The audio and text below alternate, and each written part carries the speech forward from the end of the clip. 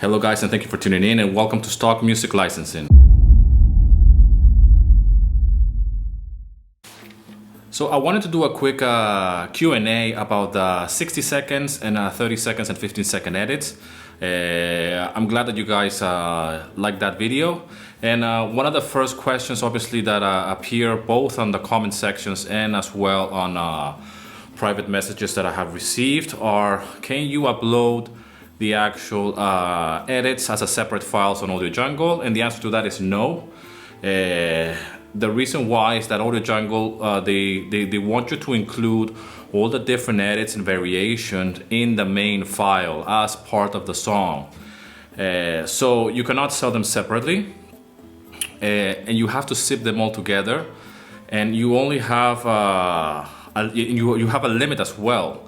So you will have 5 different variations, including the main file on Audio Jungle. So that means that you will have your original song, or the full length version of the song, the original version, and then you will have other 4 variations, which can be a 60 second, 30 second, 15 seconds, and then maybe like a sting or a loop version, but you cannot go beyond that, you know.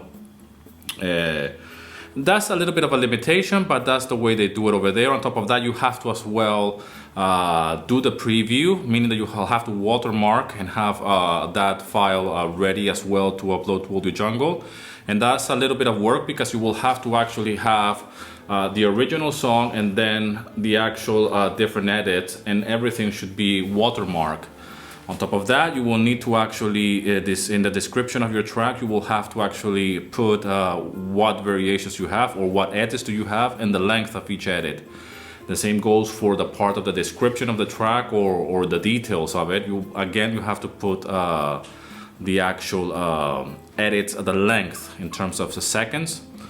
And it is a little bit of work. I'm not going to say no. I've done this for years. Other sites is just a drag and drop, and the way I do it is I just upload the first, the original version, or the full length version, and then after that I will upload the variations, or the 60 second, 30 and 15 seconds, and the stings and the loops and all. So what happens is that they will appear in order, or they will be reviewed in other sites, and they will appear in order in your portfolio, so they will be all together as well.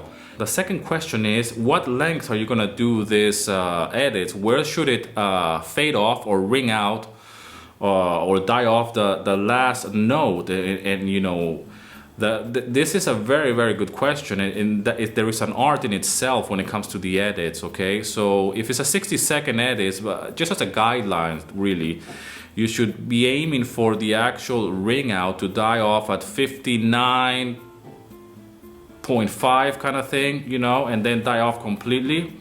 It shouldn't go above 60, you know, but it shouldn't be so short as well. You shouldn't kill it at 57, for example, and then from 57 seconds and onwards it should be completely dead, you know. So there's a sweet spot, and you can accomplish that with practice, you know. And if it's a 30 second, for example, it should be a 29 and a half kind of thing as well. And the same with a 15 second, it should just die off or fade out naturally. The way I do it is that in the mix process, I make sure that I have enough of the ring out, okay? And if it's way too long, I can slowly kill it off, but it should sound naturally. It shouldn't be a complete stop, you know, or something that it sounds unnatural. So you will have to use your ears as well and see how you're gonna like really release that last note and let it ring out and die very naturally. But this comes with practice as well. So really, as a guideline, it should be 59.5, and the other one should, the 30 seconds should be 29.5 as well, and the same with a 15 second, 14.5, but not above, you know. You don't want to go above the actual length of the actual edit, really. Another question I got as well, a lot of people seem to be asking a lot about the prices. Now, on some sites, they actually let you price your items, and you know, you're free to do whatever you want. I have priced my 15 seconds and my stings at a lower price, And I have slowly been experimenting with that. And because I have been selling more and more of these edits, I have actually brought all of my edits and all of my songs at one price. And that's across the board, at least in Pond 5. That's what I've been doing. On production tracks, I'm doing the same practices, and I usually experiment a little bit with this and then have to aim for like have the same prices across board, across all platforms, but there are other sites that they will actually price these things for you, and you have no real saying in this. So you know, you can experiment with this, man. You know, fair enough. You know, if it's a 15-second piece of music or edit, should it be priced less? You know, that's debatable for you to say. You know, so you can experiment with that. I sell everything now at one price in Pond 5, and I'm experimenting with the prices. I can usually go back and alter that, but you're the judge of how you want to price your edits as well. But you do sell them individually. On production tracks, I sell as well a lot of edits individually, and a much higher price for sure, much higher price that I will sell even a full track on Audio Jungle. So you have to experiment and see what you want to do, you know. It's just one of those things with the edits. It's an art in itself, and maybe we can get more into a conversation about this and see how you guys are doing with this and how you get along with it, you know. We'll probably do a video as well about loops, or about how to loop your music. Like I said, I used to struggle a lot with that in the past, because I didn't know exactly where the transit will end or finish, and sometimes it doesn't sound natural even if you go by transients and really cut it as where it's supposed to be. So, you know, sometimes it could be a little bit confusing as well. Sometimes the loop is not really on the bar, so it's a little bit more free, or a little bit more loose. It's not to the grid of the actual session. So yeah, man, that's how it goes, you know. Try to, if you have any other questions regarding the actual edits, let me know in the comment section.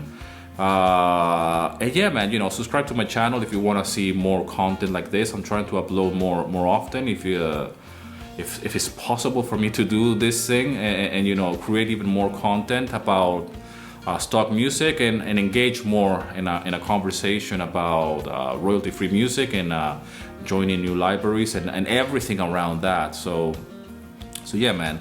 Any other questions regarding edits, just put it in the comment sections, and maybe we can maybe do another Q&A on a video format, so people can actually benefit other guys, because I notice that sometimes the questions get repeated, both on private messages and on the YouTube channel as well, on the comment sections. And sometimes it's good for I'm thinking out loud, really. Sometimes I think that it might be a good thing to actually create a video and answer these questions, so others can see and benefit from it. And maybe if you have other things that you might want to know, other details, just leave it in the comments, and maybe we can do this again.